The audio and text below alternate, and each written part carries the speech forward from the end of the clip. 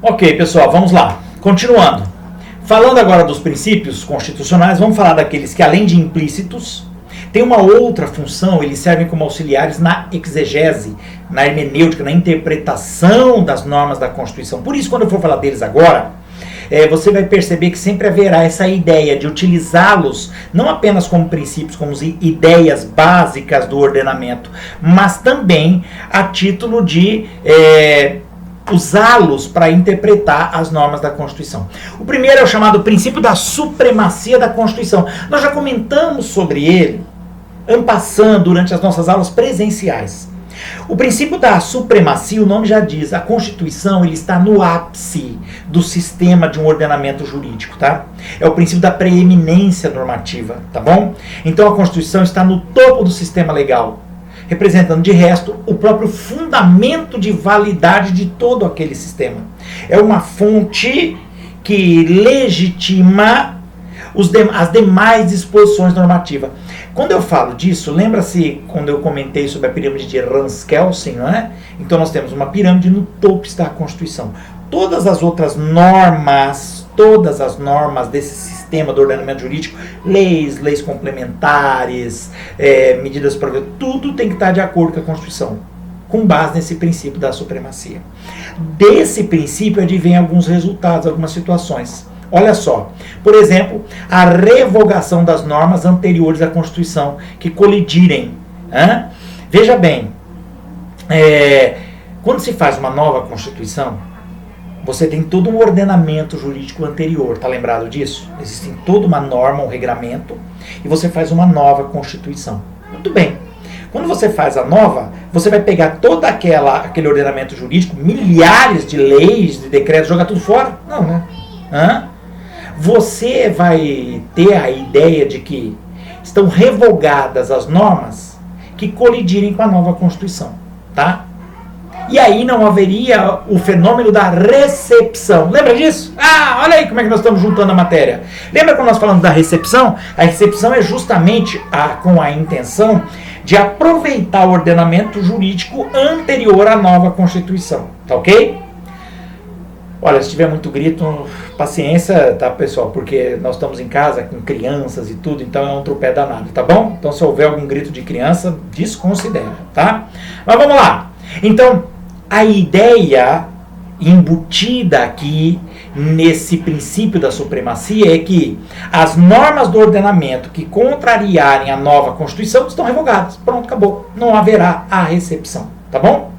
Outro resultado desse tipo de princípio da supremacia é a nulidade de normas posteriormente introduzidas no sistema jurídico que com a Constituição forem antagônicas. Quer dizer, eu tenho uma nova Constituição, então eu tenho a Constituição. Qualquer norma que for feita posteriormente, se ela contrariar a Constituição, ela é nula. Claro, seria necessário um trâmite aí específico para declarar, mas a ideia é que ela será nula, não terá nem efeitos, tá bom? A princípio.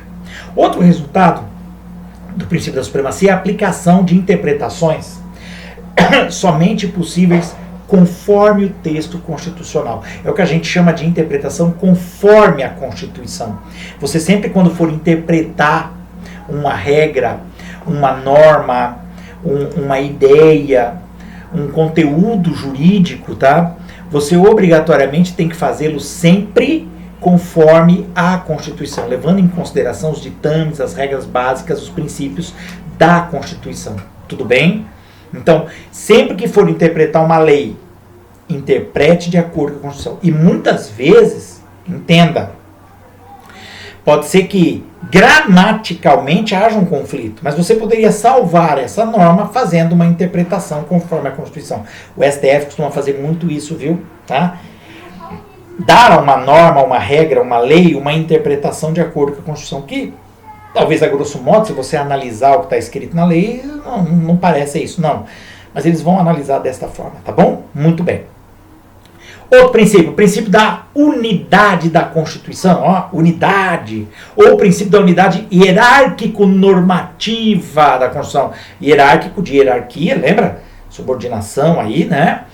Deve-se interpretar um dispositivo constitucional uma regra, uma norma constitucional, no contexto do conjunto harmônico, sistematicamente, evitando-se conflitos e contradições com as demais normas constitucionais. É muito comum, pessoal, que uma norma da Constituição acabe, a princípio, à primeira vista, se contrapondo com uma outra norma da Constituição, tá? Isso pode acontecer. Cuidado, na hora de você interpretar, você tem que tentar sempre buscar uma harmonia de todo esse sistema, entendeu? Como se toda a Constituição, apesar de regras que a princípio pareçam contraditórias, elas fazem parte de uma mesma consonância, né? Então você tem que encontrar ali uma forma de utilizar todas elas. Aí fala-se que há de se tomar a Constituição como um todo, emprestando-lhes uma unidade e harmonia, resguardando-a de eventuais antinomias, de contradições, de embates. Isso na prática acaba acontecendo. Mas como eu falei, você não deve analisar apenas uma regra, quer dizer, um artigo, um inciso da Constituição. Você deve, muitas vezes, abrir um pouco o seu olhar, como se você se afastasse somente daquela regra e visualize todo o conteúdo, tá? E aí sim, analisando todo o conteúdo, você consegue compreender o que ele quis dizer naquela regra, justamente para evitar a contradição. Isso na prática costuma ocorrer, tá? Outro é o princípio da coloquialidade. Nome interessante, coloquialidade, né? Na verdade, a ideia é muito simples aqui. A Constituição, ela serve para organizar o Estado, tá? É um instrumento extremamente importante de coesão estrutural de todo o sistema. Muito bem. E você tem que partir de um princípio de que a Constituição é feita para ser analisada e entendida por pessoas comuns. Entendeu? Então, em tese, o vocabulário da Constituição, os termos que estão na Constituição, devem ser acessíveis a pessoas comuns e não apenas aos entendidos na área do direito. É claro que um advogado, um estudante de direito, ele já tem que ter conhecimentos para entender termos um pouco mais trabalhados, né? Mais rebuscados. Agora, a Constituição, por princípio da coloquialidade, deveria trazer ou ser de entendimento, porque ela é dirigida para as pessoas do povo, para o cidadão comum, tá? E não somente para quem entende especificamente de direito. Claro que na prática isso é difícil, né? Mas por muitos motivos. Nós temos aí um país de muitos semi-analfabetos, né? As pessoas muitas vezes não sabem nem ler ou interpretar um texto. E a Constituição, por mais simples que sejam os termos, são termos bem explicados, são termos muito bem escolhidos para dar um sentido. Então, às vezes, é difícil, tá bom? Outro princípio é o princípio da continuidade da ordem jurídica. Já comentamos um pouco sobre isso, viu, pessoal? A partir da vigência de uma nova Constituição, toda legislação ordinária que não seja com ela incompatível passa a ser recepcionada pela nova ordem. Ora, do que nós estamos falando aqui? Traduz, é simples. Recepção, lembra o Instituto da Recepção que eu falei agora há pouco? Aqui nós temos um outro princípio que trata justamente disso. Princípio da continuidade da ordem jurídica. Entenda, é aproveitar todo o ordenamento jurídico que não contraria a nova Constituição. Entendeu? Porque não seria eficiente você jogar tudo fora e ter que fazer novamente. Então, seria um trabalho hercúleo, fora do normal. Quase impossível de ser feito. Então você aproveita o ordenamento jurídico anterior no que ele não for incompatível com a nova Constituição. Aqui temos na prática o Instituto da Recepção, entendeu? A recepção, o Instituto da Recepção está onde? Está no princípio da continuidade da ordem jurídica. Olha, boa questão para a prova, hein? Onde é que eu encontraria? Qual é a ideia? Qual o princípio que ampara o Instituto da Recepção? O princípio da continuidade da ordem jurídica. Ora, aquela ordem jurídica, aquele conjunto de normas, de leis que existiam anteriormente à nova Constituição, continuam valendo se não contrariarem a nova Constituição, se não forem incompatíveis. Só isso. Bacana? Fácil. O outro, princípio da máxima efetividade, ou princípio da eficiência, ou princípio da interpretação efetiva. Você vê que nós temos aí vários sinônimos para tratar do mesmo ponto.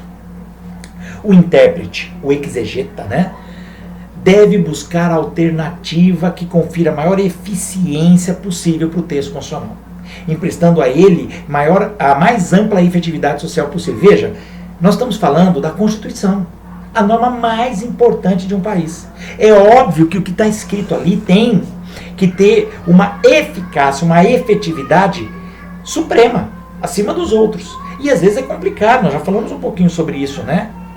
Princípio que é bastante relevante quando você trata de direitos fundamentais. Os direitos fundamentais, lembra que eu falei deles lá no começo e depois no segundo vídeo? Então, os direitos fundamentais são aqueles direitos fundamentais da pessoa e da coletividade. Principalmente os que estão no artigo 5º, mas não param aí, viu?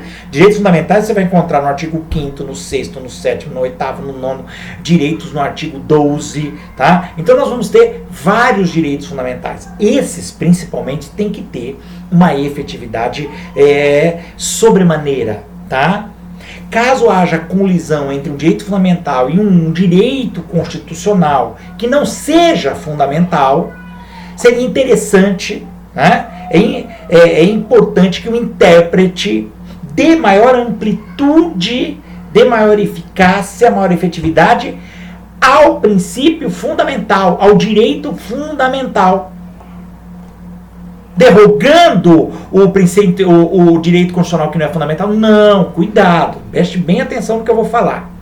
Se você tem um princípio ou um direito fundamental e tem um outro direito dentro da Constituição que não é fundamental, de novo, quais são os fundamentais? São aqueles da pessoa humana, direitos sociais, tá? Direitos políticos, esses são tidos como direitos fundamentais. E um outro direito na Constituição que não é fundamental, claro que o fundamental tem que ter maior efetividade. É preciso dar a ele maior efetividade. No entanto, você não pode suprimir o outro direito constitucional. Não jogá-lo no lixo, não, esse aqui não vamos usar, não. É preciso haver aí uma harmonia do sistema, lembra? Lembra que nós já falamos? Você vai tratar com mais efetividade o direito fundamental, mas você não vai aí suprimir completamente o outro direito constitucional, tá? Os tais direitos são dirigidos por um comando que determina aplicabilidade imediata e âmbito de incidência prospectivo. O que é isso que eu acabei de ler aqui e falar para vocês? Está no texto. Os direitos fundamentais, eles têm aí um comando de maior aplicabilidade, tem que ter aplicabilidade imediata. Isso está em um dos parágrafos do artigo 5º, tá? Não estou inventando, está escrito, tem que ter aplicação imediata, tudo bem? A sua incidência tem que ser mais enérgica, mais direta, tá ok? Por isso que, tendo um direito fundamental e um outro direito constitucional comum, você vai dar maior efetividade ao direito fundamental, sempre, porque ele é fundamental, o nome já diz. Princípio da concordância prática, ou da harmonização, ou da cedência recíproca, ceder, né? Um cede um pouco, outro cede um pouco, ou de mútua cedência, tudo nós estamos falando na mesma, concordância prática. Aqui nós tratamos diretamente da possibilidade de você ter aí duas normas em conflito, né? Muito bem. Havendo conflito normativo entre duas normas que são constitucionais, tá? Fora da situação de ser uma norma de direito fundamental, que aí nós já vimos que essa deve ter maior aplicabilidade. Como é que a gente vai resolver esse conflito, né? Qual das duas normas constitucionais vai ter mais eficácia, vai preponderar? Muito bem. Aqui, inclusive, na visão dos autores, Davi Araújo e Serrano Nunes, é extrair de cada norma em conflito uma função útil no interior do sistema, sem que a aplicação de uma delas implique supressão da outra, possibilitando assim a convivência das duas normas constitucionais conflituosas. Você percebe então que na prática a ideia desses princípios constitucionais implícitos, na hora que você os utiliza para fazer a interpretação, a exegese, a ideia é não suprimir normas constitucionais, direitos constitucionais. Você percebeu? Você, quando tiver dois em conflito, e de novo, quando não seja um deles fundamental, que se for fundamental ele deve se sobrepor, não elimina o outro, mas se sobrepõe. Quando você tiver duas normas, duas regras constitucionais em choque, você vai tentar trabalhar com as duas. Retirar dessas duas o que tem de informação interessante, útil, né, para você não eliminá-las. Eventualmente um até em determinada situação terá mais utilidade, tá? Ao contrário de outra que talvez tenha menos. Então, uma vai acabar sobrepujando, mas você não elimina a segunda norma. Você vai encontrar um apoio, até porque lembre-se que você tem que fazer uma análise sistemática. Uma norma não pode obrigatoriamente suprimir a outra. Vamos imaginar, muitas vezes nós temos aí a norma liberdade. A liberdade, por exemplo, de um autor escrever um livro sobre alguém, né? Então, se o sujeito escreve um livro sobre uma pessoa, essa pessoa tem direito à sua intimidade, viu?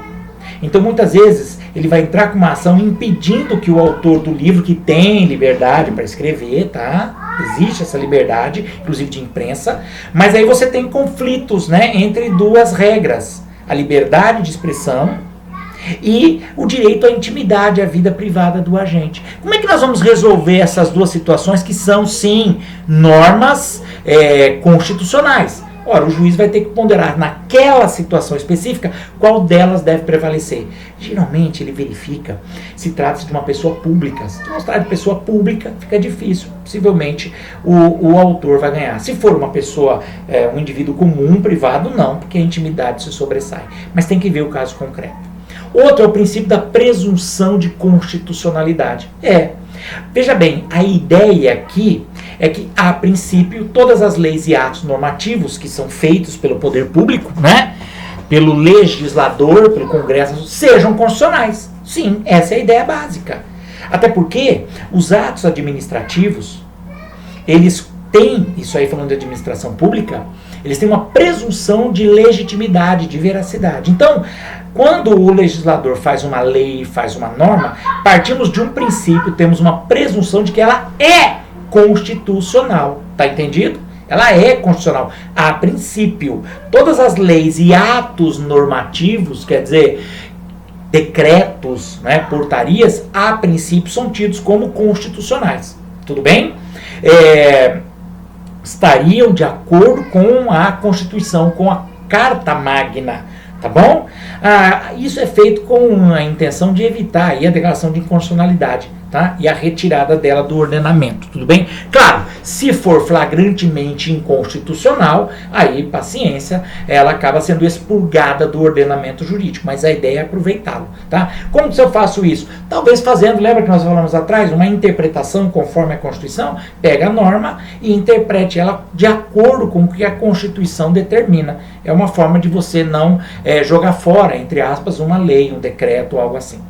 E aí, vamos para o nosso último princípio, o princípio da interpretação conforme a Constituição. Até já estava comentando sobre isso. Esse aqui é um princípio chamado princípio preservador ou conservador. Ele busca amparar, preservar uma norma, que pode ser uma lei, um decreto, que objetiva a preservação da autoridade de um comando normativo constitucional. Decorre do princípio anterior, que nós acabamos de falar, da presunção de constitucionalidade. Não se admite que se deixe de cumprir uma dada regra. Eu não vou cumprir essa norma. Por quê? Porque ela é inconstitucional. Não, você tem que cumprir. Porque a princípio ela é constitucional. Há uma presunção de constitucionalidade. Então, não é porque você diz que é inconstitucional que você não vai cumprir. Até que sobrevenha, que venha uma decisão de órgão competente, geralmente um tribunal, dizendo, reputando-a como tal, quer dizer, um tribunal dizendo, essa norma é inconstitucional, pronto, a partir daí eu não sou obrigado mais a obedecê-la. Mas até que venha essa decisão, entende-se que a norma é constitucional e você tem que obedecê-la. Princípio da interpretação conforme a Constituição. Entendeu? Muito bem. Nessa tarefa aí de proceder à interpretação de uma lei, né, havendo interpretação que conduza à inconstitucionalidade da norma, ou de uma ou de outra norma, né, que permita antever aí a validade. Neste caso, pessoal, se você vai analisar as regras, você deve sempre prestigiar aquela que em tese vai dar validade à regra, à Constituição, entendeu? Então tem que se fazer sempre uma interpretação conforme a Constituição para que você não possa suprimir aquela norma.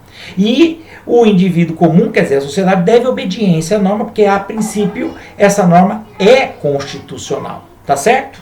Muito bem. Pessoal, encerramos aqui a análise dessa matéria de princípios constitucionais.